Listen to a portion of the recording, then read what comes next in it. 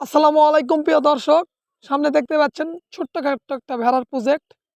কথা হচ্ছে যারা অল্প টাকায় মানে 40-50 হাজার টাকা দিয়ে শুরু করতে যাচ্ছেন যারা ভেড়ার বিজনেস, এখানে আমার 9টা ভেড়া আছে। মাত্র এখানে ইনভেস্ট বলতে নাই বলতেই চলে। আমি কিনেছিলাম, 2টা কিনেছিলাম 7,000 দিয়ে, আর কিনা হয়নি, বাড়ি ছিল। আর অনেক বেশিছি এখান থেকে। বর্তমানে এটা অল্প পুঁজির বেশি ব্যবসা, মানে কিন্তু ধৈর্য লাগবে। মেন কথা হচ্ছে ধৈর্য লাগবে, ধৈর্য একটা বড় পরীক্ষা। ধৈর্য না ধরলে হবে না। আর আরেকটা বিষয়, কিস্তির টাকা তুলে এগুলো করলে হবে না। কারণ 6 মাস বছরে এরা মানে 6 মাস পর পরে বাচ্চা দেয়। আর কিস্তি তো প্রতি মাসেই।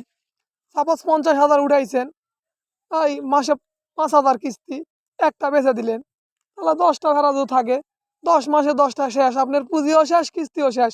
লাস্টে কি করা লাগবে? ঘরের টিন বেচা লাগবে। এজন্য কিস্তির টাকালে এগুলো কাজ করা যাবে না, এটা আমি 100 বার বলে দিচ্ছি। আর যদি কিছু সঞ্চয় থাকে, মানে কাজ করা মানে আছে আপনার ঘরে 10,000 টাকা আছে কি 5,000 আছে, এটা দিয়ে আপনি শুরু করতে পারেন। এটাই বাস্তব। আর ভিডিওটা ভালো লাগলে আপনারা শেয়ার করবেন, আর না লাগলে দেখারই দরকার নেই। খুদা হাফিজ।